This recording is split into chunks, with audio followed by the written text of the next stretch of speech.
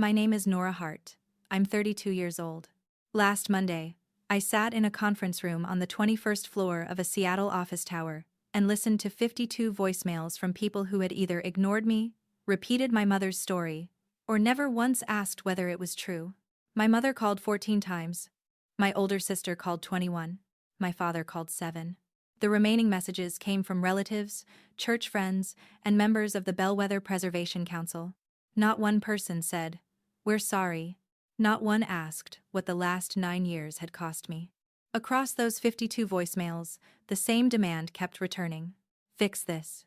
9 years earlier, I had walked out of the Magnolia House Inn in Bellwether, South Carolina, with $243, one carry-on bag, and my grandmother's navy blue ledger pressed against my chest. 4 blocks later, I used cash to buy a one-way bus ticket out of town. By sunrise, my mother had told my aunt that I was emotionally unstable. By Sunday, she had told our pastor I had fled during a mental health crisis. By the end of the month, half of Bellwether believed I was receiving long-term treatment somewhere in the Pacific Northwest.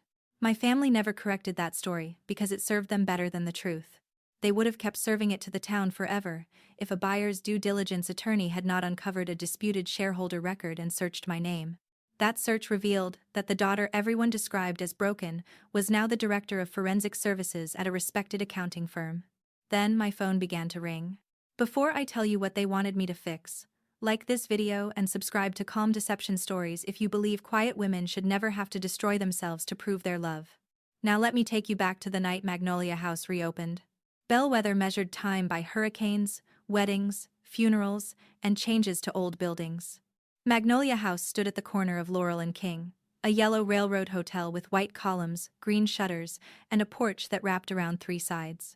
My grandmother Evelyn bought it in 1978 after 20 years of bookkeeping and catering church weddings. The building had been abandoned for almost a decade. Its roof leaked. The plumbing groaned. Vines climbed through 2 upstairs windows. Grandma restored it room by room. She sanded banisters herself. She bought furniture from estate sales. She saved every receipt. She wrote the cost of every repair in a navy blue ledger with thin cream pages and a brass clasp. When I was 8, she let me sit beside her at the front desk and add breakfast totals on an old calculator.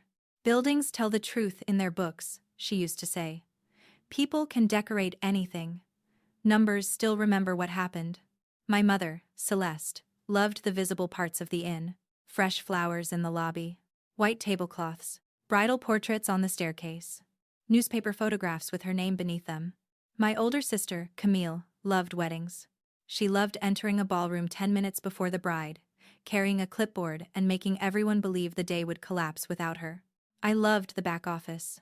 Invoices, occupancy reports, payroll envelopes, the quiet satisfaction of amounts matching what they were supposed to match. Camille was 4 years older than me and had always been the daughter my mother could display. She was elegant in photographs, quick with strangers, and skilled at turning ordinary plans into expensive events. I was quieter. I noticed missing checks, incorrect totals, names crossed out and written again. My mother called it fixation. Grandma Evelyn called it attention. When Grandma died, I was 21 and finishing my 2nd year at a state college 40 miles away. I came home every weekend to help at the inn. Her will divided the shares of Magnolia House Hospitality Corporation, the closely held family company that owned the inn, in 3 parts. 40% to my mother, 30% to Camille, 30% to me. The corporation owned the building, furniture, operating accounts, brand, and the cottage behind the kitchen. Grandma's shareholder agreement contained one protection she considered non-negotiable. The corporation could not sell, mortgage, pledge, or otherwise transfer substantially all of its assets without the unanimous written approval of every shareholder. She had spent 40 years building Magnolia House. No single family member was supposed to gamble it away. My mother became president. Camille became vice president of events. My father, Daniel, became treasurer and corporate secretary while continuing to handle the accounting and shareholder records. Dad was careful, intelligent, and almost pathologically afraid of conflict. If my mother moved a chair, he explained why the room looked better. If Camille missed a deadline, he called it creative pressure. If I asked a difficult question, he suggested we discuss it later, when everyone was calmer. Grandma left me the blue ledger. You are the only person in this family who reads the bottom line, her note said. I kept it in my dorm room closet. I did not open it after the funeral. The smell of old paper brought back her hand resting over mine at the front desk, and grief made ordinary objects feel dangerous. For nearly 2 years, my mother told me there was no reason to worry about company paperwork. You own your shares, she said. You're simply not involved in daily management. Then she announced the Hart Legacy Project. Magnolia House would add a glass garden pavilion, 6 luxury suites, and a commercial kitchen large enough for 200 guests. Camille called it the future of Southern hospitality. My mother called it the future of Bellwether. The bank called it a $4 million construction facility. The facility had closed 18 months before the reopening and funded the expansion through scheduled draws tied to construction progress. 2 weeks before the gala, Palmetto Heritage Bank released the final draw and converted the outstanding balance into a term loan. I learned that from a post-closing package addressed to me. The envelope came from the bank's outside closing counsel. A stale distribution list in the closing file still contained the shareholder contact information submitted after Grandma's estate was settled. The package included a copy of the executed unanimous shareholder consent, a secretary's certificate, and a summary of the final draw. The shareholder consent stated that every shareholder had approved the financing and the pledge of substantially all corporate assets. My name appeared nowhere on the document. According to the attached certificate, the corporation had only 2 shareholders: Celeste Hart, 40%, Camille Hart, 60%. No one had asked for my approval. No one had told me my shares were gone. I called my mother. She did not answer. I called Camille. She texted back that she was in a floral meeting. Then I emailed the bank's legal department. The response arrived the next afternoon. The corporation's certified shareholder ledger showed that I no longer owned shares. Without a court order or a formal legal claim, the bank could not discuss the loan with me. The facility had already closed. The final construction draw had already been disbursed. The balance had already been converted into a term loan. The bank believed the corporate records. And according to those records, I did not exist. So I drove home for the reopening with the post-closing package folded inside my purse. The gala drew nearly 150 guests beneath garden lanterns and strings of soft white lights. My mother wore silver silk. Camille wore white, though she was not the bride. My father stood near the new pavilion, greeting donors with the strained smile of a man who had spent his life defending decisions he helped create. Dinner was served at a long table inside the pavilion. The glass walls reflected candlelight and rows of smiling faces. My mother sat at the center. Camille sat to her right. I sat near the end between Aunt Maribel and a local florist whose name I could not remember. My mother rose before dessert. She lifted a champagne flute. To Camille, she said, whose vision gave this old house a new life. Applause moved through the room. Camille pressed a hand to her chest. My mother continued. And to Daniel, who made the numbers work when lesser men would have said the dream was too large. More applause. My father lowered his eyes modestly. Nobody mentioned Grandma Evelyn. Nobody mentioned that the building, land, and reputation had existed before the expansion. Nobody mentioned me. I had spent the previous 6 weekends reconciling guest deposits after the new reservation software duplicated several payments. I had identified a vendor billing error worth $12,000. I had slept in the laundry office twice because every room was booked. I raised my glass anyway. That was the habit my family rewarded most. Participation without recognition. After the toast, servers placed slices of lemon cake on the table. I waited until the applause faded. Mom. She glanced toward me. Yes, Nora. I received documents from Palmetto Heritage Bank's closing attorney. My father's fork stopped halfway to his mouth. Camille's smile remained, but her eyes shifted. I took the package from my purse. It says every shareholder unanimously approved the construction facility. The pavilion grew quiet in sections. First, our end of the table. Then the middle. Then the people nearest my mother, who sensed a performance-changing direction. My mother set down her glass. This is not the time for administrative details. I never approved it. You were busy with school. That is not approval. Camille exhaled sharply. Can we please not turn the reopening into one of your audits? I own 30% of the corporation. My mother's expression softened. That softness had frightened me since childhood. Nora, you have been under tremendous pressure. Aunt Maribel shifted beside me. I felt the first wall move into place. I am asking a legal question. And I am asking you not to embarrass yourself. I did not sign anything. My father spoke without looking at me. We can review the documents tomorrow. Then tell me what I signed. No one answered. I unfolded the shareholder consent and placed it beside my plate. Why does the bank believe I no longer own shares? My mother looked around the table as if asking the guests for patience. She has been sleeping very little, she said. The loan disappeared. My emotional state became the issue. I sleep fine. You contacted the bank. I asked why its records erased me. You drove here already upset. I drove here for the reopening. Camille leaned back. You always do this when attention is on someone else. This is not about attention. It never is, according to you. My mother touched her napkin to the corner of her mouth. We have tried to include Nora in the family business, but she becomes overwhelmed by details. My pulse started beating in my throat. What details? The kind that make you suspicious. The bank released $4 million using a shareholder ledger that removed my name. I did not transfer my shares. My father finally met my eyes. Nora, lower your voice. I had not raised it. That was when I understood they had prepared for this. Maybe not the timing, maybe not the gala, but the explanation. If I discovered what they had done, I would become the problem the instant I named it. Show me the shareholder records. Camille's eyes filled with tears. My mother reached for her hand. There, she said quietly. Look what you're doing to your sister. I stood. My chair scraped across the pavilion floor. I am going to the office. My mother rose too. Nora, sit down. No. You are not creating a scene in front of our guests. I think the scene already has financing. Several people lowered their eyes. I walked out of the pavilion and through the back hall toward the office. My father followed. Behind us, the quartet began playing again, too loudly and too quickly, as if music could restore the evening. The office door was locked. Dad took a key from his pocket. His hand shook. Tomorrow, he said. Please. Why tomorrow? Because tonight matters to your mother. What about what matters to me? He unlocked the door but remained in the doorway. Then I saw a folder on the side credenza. Palmetto Heritage Bank shareholder approvals. I stepped around him. Nora. I opened the folder. The first page was a revised shareholder ledger. Celeste Hart, 40%. Camille Hart, 60%. My name was gone. Behind it was a stock transfer agreement stating that I had transferred all my shares to Camille 18 months earlier in exchange for $10 and other valuable consideration.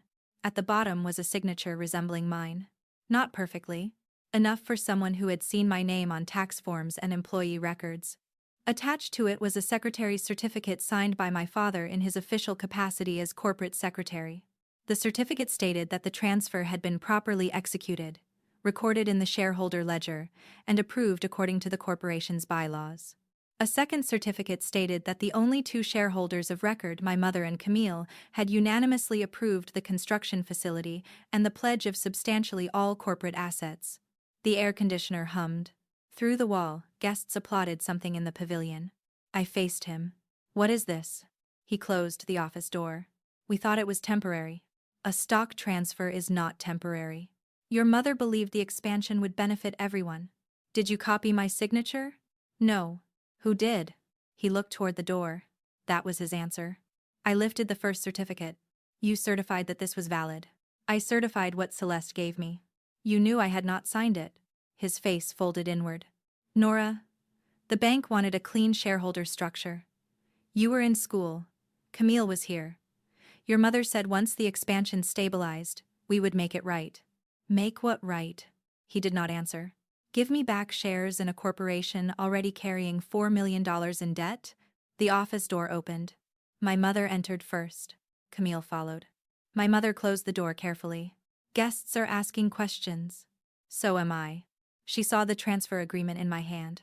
For 1 second, her control slipped. Then it returned. You were never interested in running the inn. That does not mean you owned my shares. You left all the work to Camille. I was in college. Exactly. Camille crossed her arms. I gave up my 20s for this place. You received my shares for it. I received responsibility. You received control. My mother stepped between us. This family could not wait for you to decide who you wanted to be. So you decided I owned nothing. You would have blocked the loan. I might have asked whether we could afford it. And there it is, she said. Fear. Suspicion. The same pattern. I stared at her. You forged my name. Her voice lowered. I protected a family asset from someone who was not emotionally equipped to manage it. My father closed his eyes. Camille looked away. Everything became very still inside me. Emotionally equipped. My mother nodded as if we were finally using adult language. You become obsessive. You turn every disagreement into an accusation. Your grandmother indulged that tendency because she mistook it for intelligence. I held the forged agreement between us. This is not a disagreement. It is a business decision. It is fraud. Her face hardened. You are not going to destroy this family because you need to feel important. Someone knocked on the office door. Celeste? The mayor is ready for the ribbon photograph. My mother looked at the door, then back at me. That glance told me everything. The photograph mattered. The guests mattered. The story mattered. I did not. She pointed toward the desk. Put the document down. Go upstairs. Get yourself together. Tomorrow we will discuss what kind of help you need. Not what kind of explanation I deserved. What kind of help I needed. I turned to my father. Are you going to let her do this? He whispered. Please don't make tonight worse. That was the last sentence he spoke to me for 9 years. I placed the documents flat on the desk. Then I took out my phone. My mother moved closer. What are you doing? Preserving what I found. I photographed the altered shareholder ledger, the transfer agreement, my father's secretary's certificates, and every page referring to the construction facility. I uploaded the images to an email account my family could not access and sent a second copy to encrypted cloud storage. Then I returned the originals to the folder exactly as I had found them. My mother watched with a look I had never seen before. Not concern. Not pity. Fear. You have no right to photograph corporate records. My shares are the subject of those records. Nora. I closed the folder. The originals are still here. Then I opened the office door. The hallway beyond was full of light. Guests turned toward us. My mother smiled instantly. I walked past them, climbed the service staircase, and entered the room where I had slept as a teenager whenever the inn was full. I packed one carry-on bag. Jeans. Shirts. My laptop. Passport. Grandma Evelyn's blue ledger. I had $243 in cash from event tips and my part-time job. My checking account contained more, but it had been opened when I was 17, and my mother was still listed as a joint owner. I had kept meaning to replace it with an account in my name alone. I had also kept believing there would be time. In the hallway, I heard Camille crying. My mother was telling someone I had become confused. By the time I reached the back stairs, Aunt Maribel stood beside the service door. She looked at my bag, then at my face. You found it, she whispered. You knew? Her eyes filled. I knew something was wrong. That is not the same answer. She lowered her voice. Your grandmother made me a witness to the original shareholder agreement. Did Mom ask you to lie? She asked me to stay out of it. And you did. Maribel looked down. Yes. My mother appeared at the far end of the hall. Nora, do not leave in this condition. Guests stood behind her. She wanted them to hear the word condition. I held the ledger against my chest. What condition is that? Agitated, confused, paranoid. A woman near the coat room looked at me with pity. The new story was already forming. My mother took one step closer. If you walk out now, I cannot protect you from what people conclude. I opened the back door. Warm night air entered the hallway. You are the thing I need protection from. Then I left. I walked 4 blocks to the Bellwether bus station. The wheels of my carry-on struck every crack in the sidewalk. Music from the gala drifted behind me whenever the wind shifted. At the station, a vending machine hummed beside 2 plastic benches. The next northbound bus left at 11:40. I did not know where I was going until the overnight clerk asked. I chose Richmond because it was the farthest city I could reach that night without using a card. The ticket cost $86. That left me with $157. The clerk had silver braids, and a voice that made every question sound manageable. 1 bag? 1. Round trip? No. She looked at my dress, my carry-on, and the ledger under my arm. Then she printed the ticket without asking why. My hands were shaking. While I waited, she brought me a paper cup of water and a packet of peanut butter crackers. You need food more than pride, she said. It was the first honest kindness I received that night. The bus arrived 11 minutes late.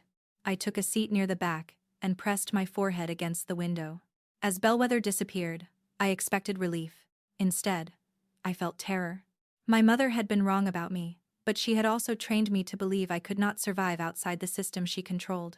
I knew how to reconcile a wedding deposit account. I knew how to calculate food costs. I knew which upstairs toilet needed its handle lifted after flushing. I did not know how to build a life from one bag and $157. At 2 in the morning, my phone began vibrating. My father called once. Camille called twice. My mother sent 6 messages. Come back before this becomes permanent. You are frightening everyone. We will arrange professional support. Do not contact the bank again. You photographed confidential corporate records.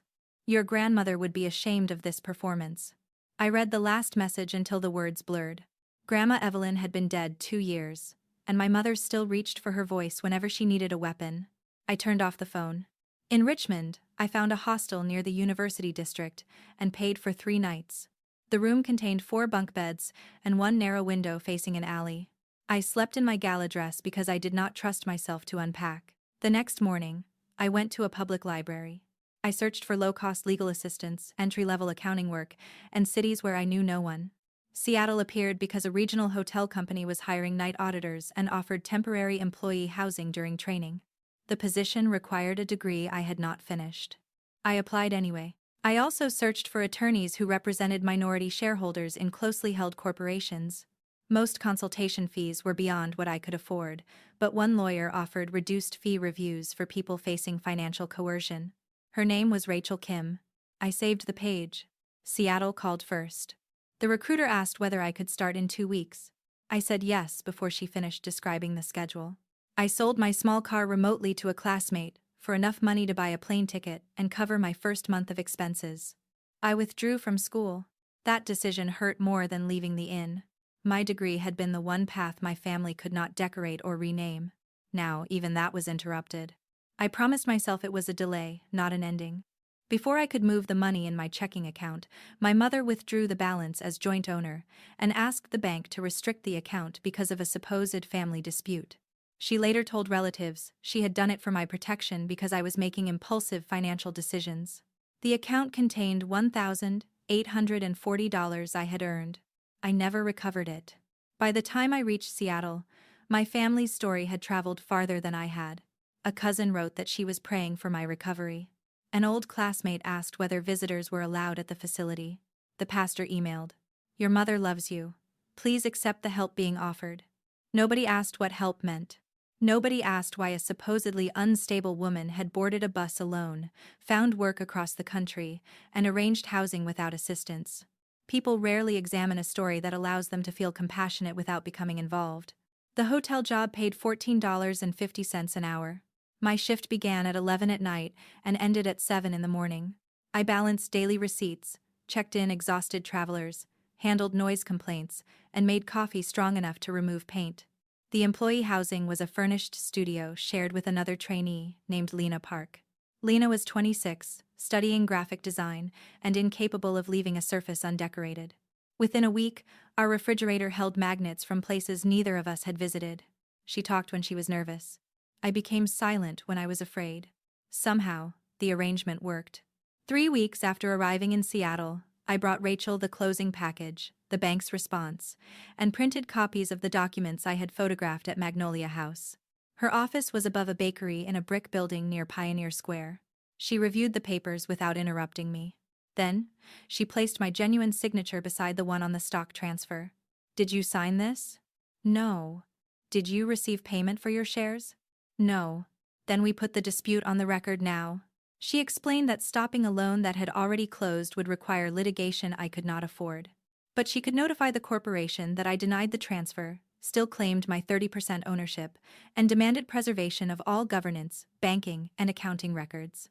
Rachel also warned that notifying the lender immediately could trigger a default review and possible acceleration of the term loan before I had the money to respond through emergency litigation. If the bank demanded immediate repayment, Magnolia House could face foreclosure before I had enough evidence, money, or stability to protect my position. "Document the dispute," I said. "Preserve the records. Do not notify the lender until I can afford to respond if the bank accelerates the loan. I can't build my new life around emergency litigation in Bellwether." Rachel served the notice through the corporation's registered agent. The registered agent forwarded it to Magnolia House Hospitality Corporation and Corporate Counsel. My mother answered through local counsel, claiming I had transferred my shares voluntarily during a period of emotional instability. I did not respond personally.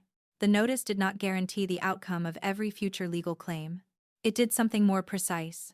It placed my ownership dispute in the corporation's official files and prevented my family from later pretending they had never known about it. Rachel kept the file open while I paid her in small monthly installments. For the first time since leaving Bellwether, the truth existed somewhere my mother could not rename. During my first month at the hotel, a wedding party arrived after midnight. The bride's mother was furious because 3 reserved rooms had been released accidentally. The front desk supervisor panicked. I found the duplicate booking code, identified 5 rooms held under an unused vendor block, and reorganized the assignments without moving a single sleeping guest. The next morning, the hotel controller asked who had corrected the inventory. I expected trouble. Instead, he asked me to explain how I found it. That question changed my life. At Magnolia House, being right was dangerous if my mother had already chosen the answer. At the hotel, accuracy had value. The controller, Isaac Moreno, moved me from night audit into revenue accounting after 4 months. He also told me about an online degree completion program. "You are doing analyst work without analyst credentials," he said. "Fix the credential, not your personality." I wrote that sentence on an index card and tucked it beneath the ledger's brass clasp without opening it. For 3 years, I worked full-time and studied part-time. I failed intermediate accounting once and told Lena I had proven my mother right. She folded the grade report and pushed it beneath the short leg of our kitchen table. "Now it's useful," she said. I retook the class and earned an A. Success did not arrive as one dramatic victory. It arrived as rent paid on time, a passing grade, a promotion, a savings account with only my name on it. The first time the balance reached $10,000, I sat in a grocery store parking lot and cried. Nobody in my family knew. That mattered. The money existed without becoming a family resource. 4 years after I left Bellwether, I joined Kessler Rowe Advisory, a regional firm that investigated financial irregularities for nonprofits, family corporations, and public agencies. My title was Associate Consultant. My manager, Anika Patel, wore black sneakers with tailored suits and could identify a weak assumption before I finished presenting it. She was direct, demanding, and uninterested in flattering anyone. I trusted her almost immediately. During my 2nd month, our team investigated a community arts foundation whose executive director had been shifting donor funds between restricted accounts. I found the pattern. Then I presented my conclusion before documenting one crucial authorization chain. The executive director's attorney dismantled my argument in a meeting. Afterward, I expected Anika to remove me from the case. Instead, she closed the conference room door. "You saw the problem," she said. "Then you became emotionally attached to being the person who saw it." I looked down. "That makes you rush. Rushing creates openings for people who want the truth to look careless." "I'm sorry." "Do not apologize to me. Rebuild the evidence." For 6 days, I reviewed every authorization, email, and board minute. The final report proved the transfers were unauthorized. It also proved something about me. My mother had taught me that emotion invalidated observation. Anika taught me that emotion required discipline, not shame. I became good at tracing what people concealed behind friendly language. Loans described as advances. Missing money, described as timing differences. Control described as care. Fraud described as confusion. I completed my degree at 28. At graduation, Lena sat beside Isaac and Anika in the 2nd row. When my name was called, Lena shouted so loudly a staff member turned around. There was no empty section reserved for family because I had stopped holding space for people who had not promised to come. That evening, the 3 of them gave me a fountain pen engraved with Grandma Evelyn's words. "Numbers, remember." I used it for every major report afterward. The ledger remained closed. I carried it through 5 apartments, 2 offices, and 1 cross-country assignment. I told myself I was preserving it. The truth was more complicated. Part of me feared the pages would prove Grandma had known what my mother planned and done nothing. Another part feared the ledger contained nothing important. Hope can be harder to open than grief. I finally unfastened the brass clasp on a rainy Sunday, 6 years after leaving Bellwether. The index card Isaac had inspired slipped onto the table. "Fix the credential, not your personality. Lena arrived with coffee and sat across from me at my kitchen table. The ledger smelled faintly of cedar and dust. Grandma's handwriting filled the first 200 pages. Roof repairs, payroll notes, guest refunds, recipes for conference lunches. Comments appeared beside certain purchases. Celeste ordered imported tile. Compare local quote.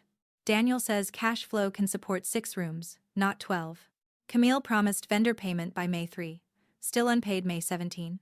The books contained a history different from the family legend.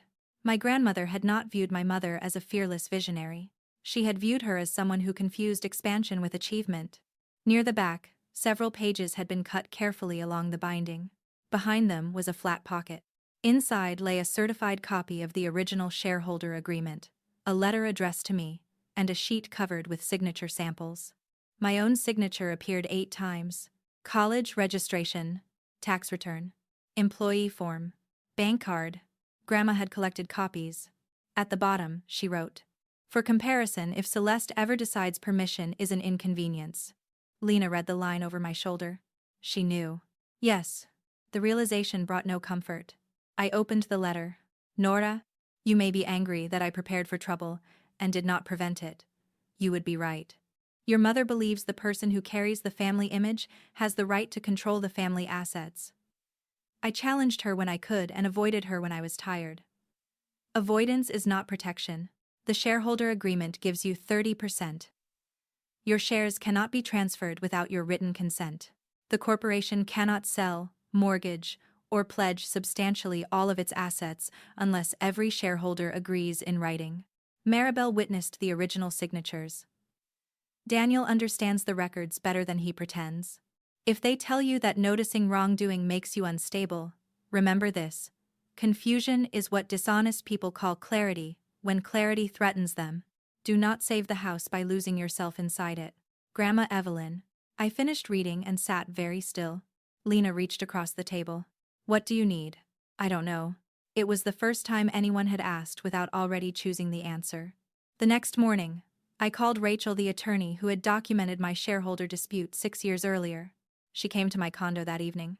We spread the certified shareholder agreement, Grandma's letter, the signature samples, and my photographs across the dining table. Rachel read the unanimity provision twice. "The original notice placed the dispute on record," she said. "These documents make the ownership evidence much stronger." She prepared a supplemental notice identifying the certified agreement, the signature restrictions, and the requirement that every shareholder approve any pledge or sale of substantially all corporate assets. Corporate counsel continued to dispute my ownership. My mother sent no personal response. She did not need to believe the evidence.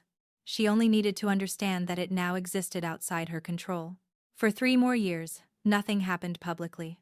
Palmetto Heritage renewed and modified the original loan twice. Because both transactions were treated as extensions of the existing credit facility rather than entirely new loans, the bank relied on the altered shareholder ledger and my father's original secretary's certificates instead of reopening the estate records. My mother chaired preservation committees.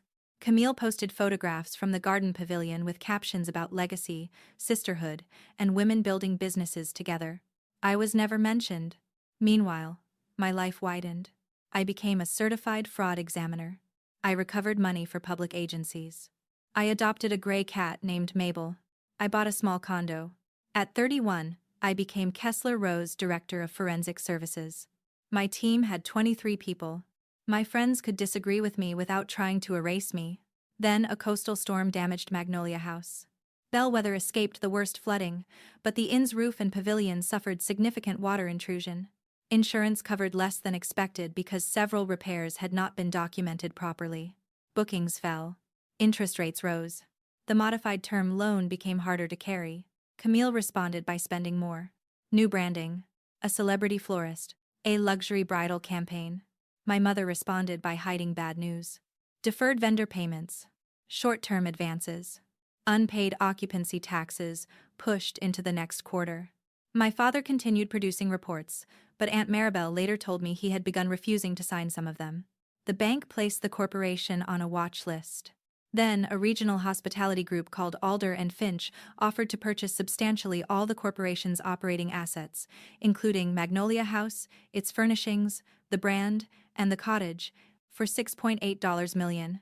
The proposed asset sale would allow the corporation to pay the secured debt, satisfy overdue obligations, protect most staff positions, and distribute any remaining proceeds to the shareholders.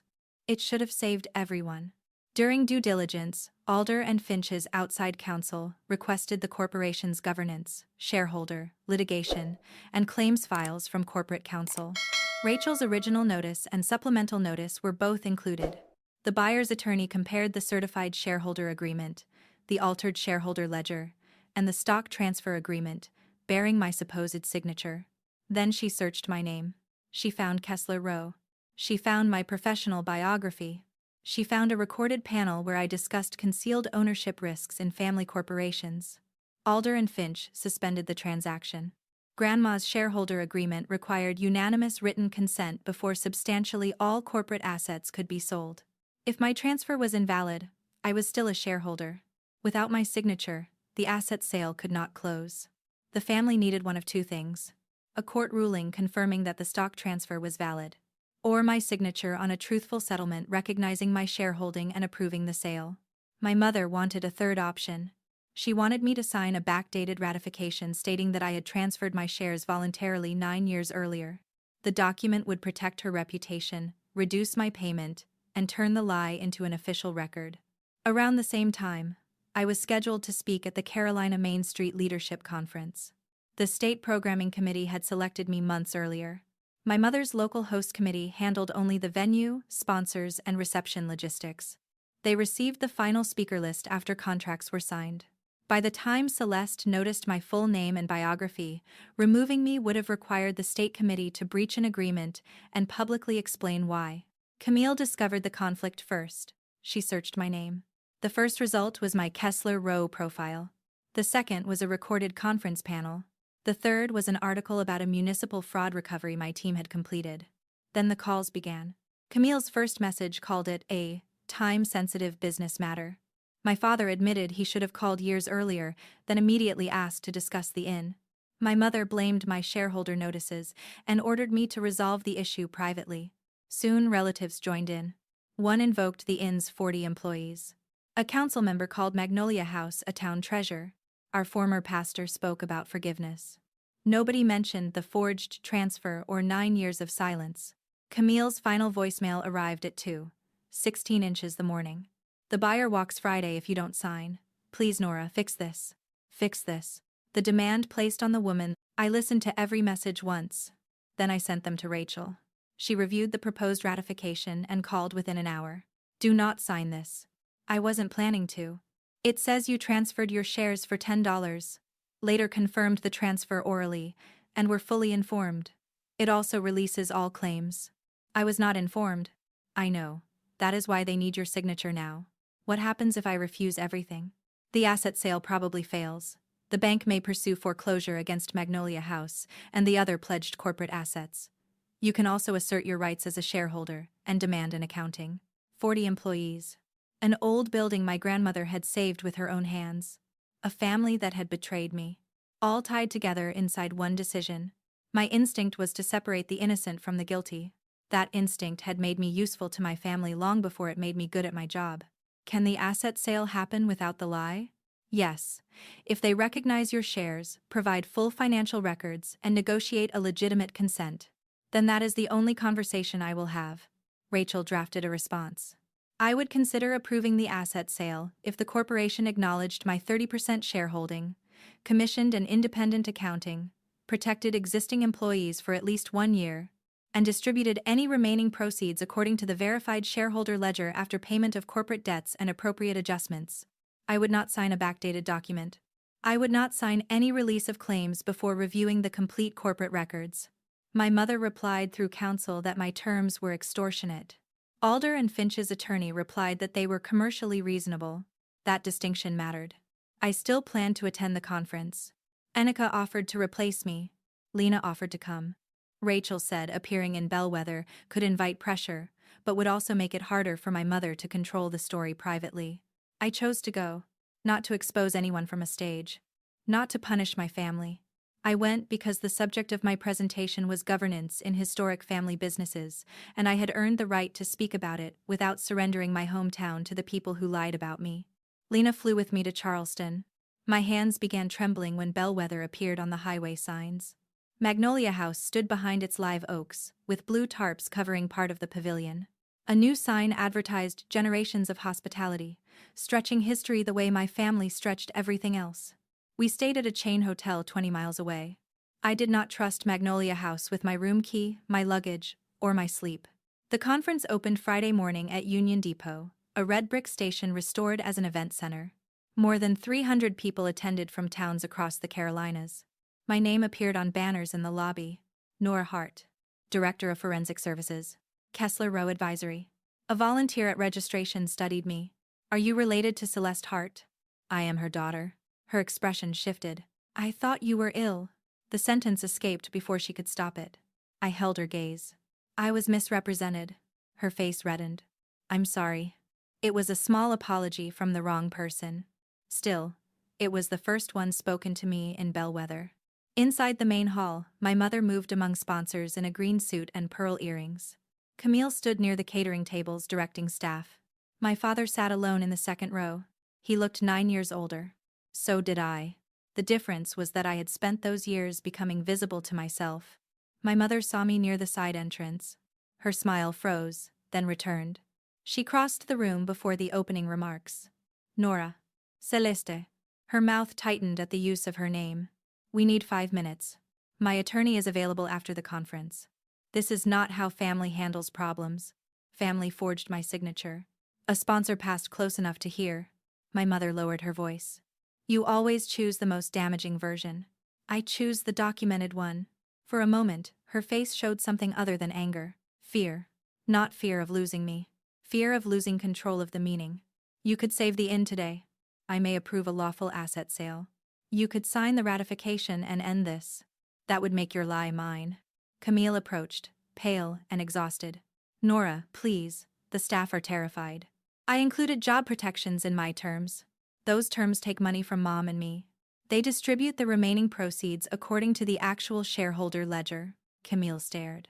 Equality felt like theft after advantage had lasted long enough. My father stood but did not come closer. A conference coordinator called my name. I turned toward the stage. My mother caught my wrist. The contact was light. My body reacted as if a door had slammed. I removed her hand. Do not touch me again.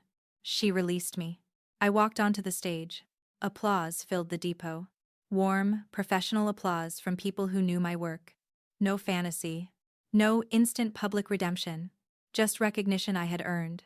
At the podium, I looked across the room. My mother sat beside Camille. My father remained alone. Lena sat near the aisle. I began with the prepared presentation.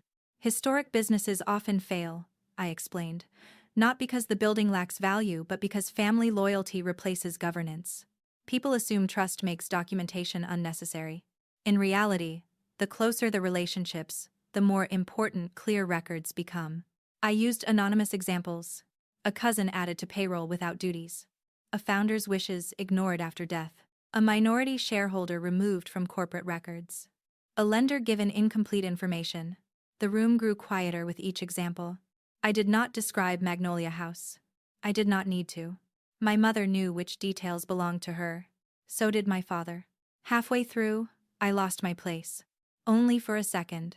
My eyes had landed on an old station clock above the exit. Grandma Evelyn used to bring me there to watch trains when I was small. She would place 2 keys in my palm, the in-office key and the cottage key, and ask which one opened which door. Never force the wrong key, she said. You'll damage the lock and blame the door. The memory caught in my throat. I took one breath, then another. My hand trembled against the podium. Lena nodded once from the aisle. I closed my notes. When people talk about preserving a family legacy, I said, they usually mean preserving the building, the name, or the photograph in the newspaper. My mother sat perfectly still. But a legacy is also the method used to keep those things. If the method requires one person's silence, another person's signature, or a version of events nobody is allowed to question, then the building may survive while the legacy rots. No one moved. I continued more quietly. 9 years ago, I left this town after discovering that my shares in a family corporation had been transferred without my consent. I was told my insistence on records proved I was unstable. Many people in this room heard that version. A murmur spread. I am not here to ask anyone to choose between my family and me. I am here to say that good governance protects relationships from becoming weapons. Truthful books do not destroy families. They reveal what the family has already asked someone to carry. My father lowered his head. I spent years believing I needed a public confession to become free. I did not. Freedom began when I stopped asking dishonest people to certify my memory. That was the only line I had not planned. It was also the truest. I finished with practical safeguards for family corporations. Independent review. Written shareholder consent. Conflict policies. Reliable corporate minutes. Succession plans. Then, I thanked the audience. The applause rose slowly. Several people stood. Others remained seated, thinking. I preferred that. Justice did not need choreography. Backstage, Lena hugged me. You shook, she whispered. I know. You kept going. I know. That mattered more. Rachel called as I left the green room. Alder and Finch accepted the employee protection clause, she said. They also agreed to fund the independent accounting. And my mother, still refusing to recognize your shares. Then there is no asset sale. She may change her position. The bank issued a default notice this morning. My family waited in a small meeting room near the depot office. My mother did not begin with outrage. She began with exhaustion. Sit down. I remained standing. Camille had removed her shoes. My father held a folder against his chest. My mother pushed the ratification across the table. Sign it, and we can put this behind us. I did not touch the paper. What exactly goes behind us? The debt. The sale. This spectacle. The forgery? Her eyes hardened. We made a decision when you were too young to understand what the inn required. I was 23. You were still a child. A child whose signature you needed. Camille covered her face. Can we stop doing this? I faced her. Did you know? Know what? That the stock transfer was forged. I knew Mom said you had agreed to step back. Did you see me sign? No. Did you ever ask? Her silence lasted long enough to become an answer. Finally, she whispered. I did not want to know. It was more honest than anything she had said 9 years earlier. My father placed his folder on the table. I brought the original monthly reports. My mother turned sharply. Daniel, he continued. The corporation has been unable to pay its obligations as they came due for 14 months. Some vendor payments were shifted to make the cash position look stronger. Celeste instructed me to classify shareholder distributions as event advances. Camille looked at my mother. What distributions? This is not relevant, my mother said. It is relevant to the accounting, Dad replied. It was the first time I had heard him oppose her, without apology. He slid the folder toward me. I signed reports I should not have signed. I told myself I was buying time. The records showed that my mother had taken more than $100,000 in distributions, while taxes and vendors went unpaid. Camille had also drawn money, though less than I expected. She had been reckless. My mother had concealed the scale. I closed the file. The independent accountant receives everything. My mother shook her head. You will tear apart this family for shares you did not earn. The old sentence found its old target. This time, it did not enter me. My grandmother gave them to me. She gave them to you because you manipulated her. Camille looked up. Mom, stop. My mother turned toward her. Camille's voice shook. She left them to Nora. We both know that. The room changed. No glass broke. No one shouted. But the alliance my mother relied on shifted by 1 inch. Sometimes 1 inch is enough to open a door. My mother stood. If Nora takes 30%, there may be nothing left for us. There may be less because the debt is real, I said. My shares did not create it. She looked at my father. You are going to let her do this? He answered without looking away. I already let you do too much. My mother left the room. The door closed behind her. Camille began to cry. Not the graceful tears she used at family dinners. Messy, exhausted crying. I thought the inn was worth more, she said. Every year Mom said the next season would fix it. I believed her. I also remembered her benefiting from a shareholder ledger that erased me and choosing not to ask questions. Compassion did not erase that choice. I will approve the asset sale if the accounting is complete, I said. The employees stay protected. The shareholder ledger is corrected. No backdated document. Camille nodded. What happens to Mom? The corporation pays its legitimate obligations. Whatever remains is adjusted and distributed according to the corrected shareholder ledger. She will never forgive you. I am not making decisions to earn that. My father remained after Camille left. For several seconds, he stared at his hands. Then he spoke. I gave Celeste the signature samples. The confession was quiet. The room seemed to tilt. What? She signed the transfer agreement. I provided an old employee form so she could imitate your name. Then I signed the secretary's certificates and changed the shareholder ledger. He looked directly at me. I did not merely fail to stop it. No excuse followed. I helped. I sat across from him. For 9 years, I had imagined this moment. In some versions, I screamed. In others, he begged. In reality, I felt tired and very clear. Why? Because your mother said the bank would reject the expansion if the shares remained divided? Because Camille was here. Because you asked questions. Because I was afraid conflict would cost me my marriage. And what did silence cost you? His eyes filled. You. I looked toward the closed door. You do not get me back because you finally named the price. I know. Do you? I am beginning to. He took an envelope from his jacket. I wrote this before the conference. You do not have to read it. I accepted it but did not open it. I need time. I have taken enough of yours. That was the first apology inside an action. The asset sale took 7 weeks. Under the settlement, the corporation restored my 30% ownership on the shareholder ledger after the independent accountant verified that the estate records granted me those shares and found no document evidencing a valid transfer. The accountant also documented the forged transfer and the hidden liabilities that reduced the final purchase price. Alder and Finch purchased substantially all of the corporation's assets, including Magnolia House, the furniture, operating equipment, brand rights, and cottage, for $6.2 million. The corporation remained in existence only long enough to settle its obligations, resolve the shareholder adjustments, distribute the remaining proceeds, and complete the formal wind-down process. After secured debt, unpaid taxes, closing costs, vendor claims, and professional fees were paid, far less remained than anyone had imagined. The settlement required my mother's unauthorized distributions to be offset against her final shareholder distribution. Camille's excess distributions were offset the same way. The remaining balance was divided according to the corrected shareholder ledger. Employees received a 1-year job guarantee from Alder and Finch. Camille accepted a temporary transition role under the new owner. As a condition of settlement, my father signed a sworn declaration describing his role in the forged transfer, surrendered control of all corporate records, resigned as treasurer and corporate secretary, and contributed a substantial portion of his savings toward the independent accounting and legal costs. His declaration created a formal record of the forgery and could be used in any later proceeding concerning the disputed transfer. He did not ask me to protect him from that possibility.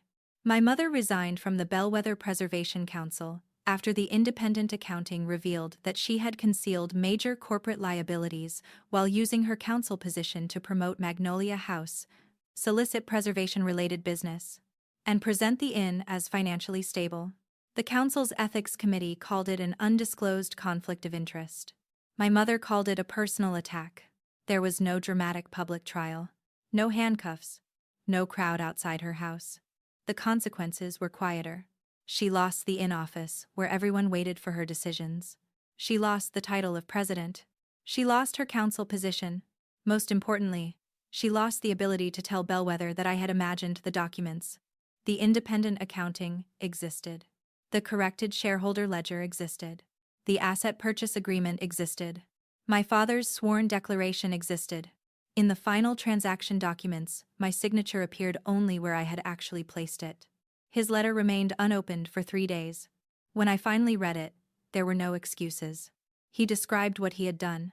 He named the years of silence. He apologized for helping my mother turn concern into a weapon. He did not ask me to forgive him. I wrote back 1 month later.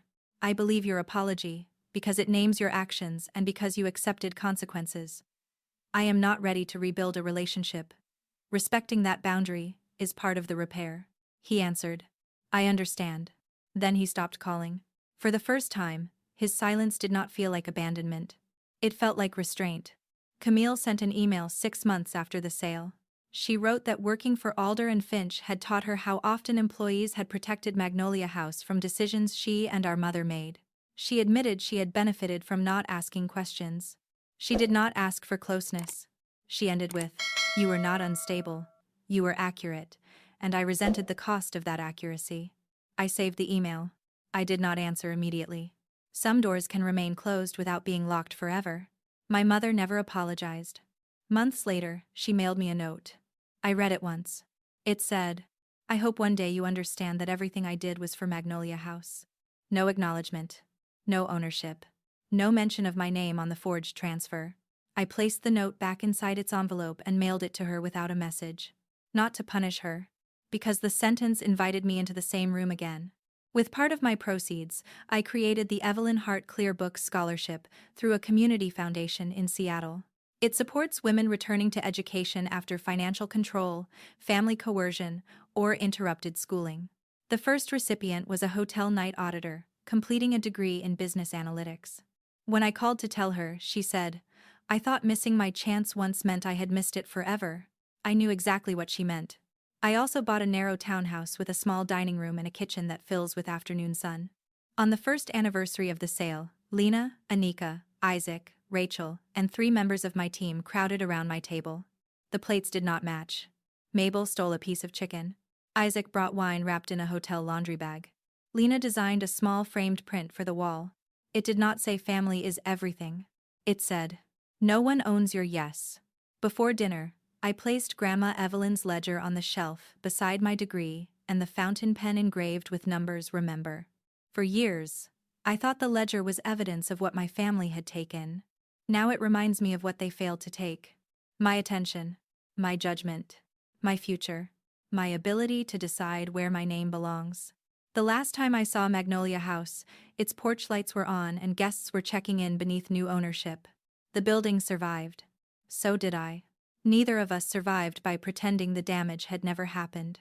Across 52 voicemails, the same demand kept returning. "Fix this." The 2 words I had needed were different. "We're sorry." A demand is not accountability. Being capable of rescuing people does not make rescue your duty. And your signature is not proof of love. The hardest decision was returning with enough power to rescue Magnolia House and refusing to do it on my family's terms. I did not destroy the inn. I helped sell its assets honestly. I stopped letting my family finance its future with mine. My name is Nora Hart. I'm 32 years old. For 9 years, people in my hometown believed I disappeared because I could not handle reality. The truth is that I left because I was the only person willing to name it. So tell me in the comments, if the people who hurt you called after years of silence, would they say, "Fix this," or "We're sorry"? And if this story reminded you that quiet strength can outlast even the most carefully managed deception, like this video and subscribe to Calm Deception Stories.